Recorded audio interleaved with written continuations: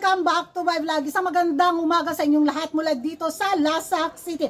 At ito na nga ang maganda at magarbo dating menopausal fashion destruction look na kung saan hindi nyo kayanin ang mga kaganapan ngayon na pinagchichismisan, pinagchichikahan na mga active na mga chismos at mga chismosa sa social media. Unsa man mga ibiyang? Unsa man makaon na? Ibutang dihang bayad. Na kung saan napadpad tong budlat na kong mata o budlot na kong simod sa ating mga kapitbahay sa taga Dorimon area. Yes, taga Dorimon area dahil nako grabe yung hanas at banat nila sa Miss Earth pageant na kung saan ako yung nahiya sa mga taga Dorimon area, mga karag-karag. Grabe yung high standard galore value nila sa kanilang sarili bitaw na mapaingon, mapasabi ka ba, wow, sana all. Seryoso, Dorimon area.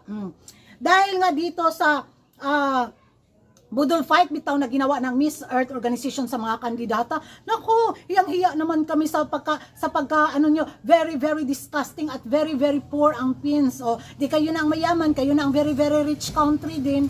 Ay, nakakakigigil. Alam namin yung bansa namin is tagilid talaga dahil sa korupsyon. Pero gaya ang mga taga Dorimon area, kinain na naman sila ng kanilang sistema ng kanilang utak sa kanilang kuan bitaw pagka Dorimon.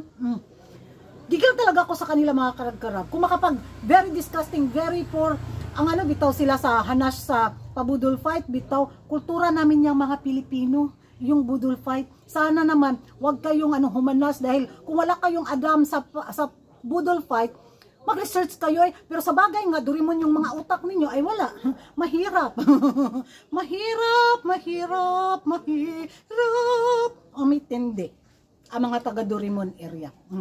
So, alam natin na mahirap ipagtanggol ang Miss Earth pageant dahil sa kanilang production. Aminin natin yan sa hindi. Wala tayong atake sa kanila kung sabihin nila poor production, poor Miss Earth, mga pa-eksena galore. Okay, nakikita namin yan. Sige, karapatan yung manghanas. Pero kung sabihin nyo kaming very disgusting dahil sa pabudol fight, dahil yun yung kultura namin, nakakahiya din naman kayo mga taga Dorimon area.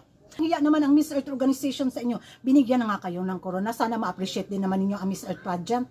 Alam natin na wala talaga, ligwak talaga ganun sa pagdating sa production. Pero andun talaga yung ipinaglalaban ng Miss Earth pageant sa Mother Earth.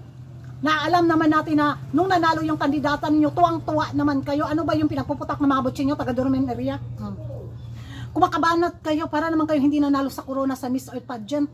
Nanalo sila, tama ba ako o mali? Kung mali ako, comment down below kung hindi sila nanalo. Sa pagkakalam ko, parang nanalo na yata sila sa Miss Earth pageant.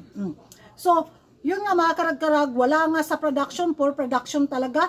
Hindi ko alam ako nung ipinaglalaban talaga nitong Dorimon area. Nahawaan na rin sila ng katoksikan bitaw at itong Miss Earth yung binanatan din nila dahil nga sa nakikita nila sa mga kandidata na very simple lang talaga yung hinihain ng Miss Earth organization bitaw sa mga kandidata. Walang mga paggarbong, mga pa-eksena. Kaya ganun na lang yung gigil nila. So wala tayong magawa. Ganun talaga yung pinapakita ni Maring Lorin. O di ba? At least nagamit talaga din ng mga kandidata yung mga pa-advokasya nila na ipinaglalaban para sa Mother Earth na nakikinabangan naman siguro ng mga taga Dorimon, di ba? Kung makuutak nila din, very very Dorimon. Kabubuhan lang din yung pinairal ba? Sana man lang maisip na ay kultura pala to ng Pilipinas, no? Kung makaano sila, ay kala mo naman very very rich. Maka very very disgusting. Akala mo naman wala din silang very very disgusting na sa kanilang bansa. Huwag kami mga Dorimon area ha. Lumagay kayo sa lugar. Huwag kami. Kung hindi nyo gusto ang Miss Earth, huwag na kayong manood. Kung makahanas kayo, akala nyo naman perfecto ng nyo. Beauty pageant nyo na ginawa sa sa taga Dorimon area din, di ba? Kung ang Miss Earth pageant is very very poor sa inyo, na lang din ang ninyo, Miss Cosmod pageant nyo, very cooking show, nga. Gigil ako. As in, ewan ko sa inyo mga karag-karag kung ano yung magiging reaction nyo dito nga sa ginawa ng mga taga Dorimon area na very very disgusting ang PINS at ang Miss Earth organization. So, mag-ingay tayo sa comment section mga karag-karag at kung hindi ka pa nakapag-subscribe sa YouTube channel ko, don't forget to like and subscribe Karagan-Karag and hit the notification bell para updated kayo sa mga latest kaganapan at late na intriga sa mundo ng beauty pageant. And thank you for watching. See you in my next vlog. Ewan ko rin baka nitong si Maring Lorin.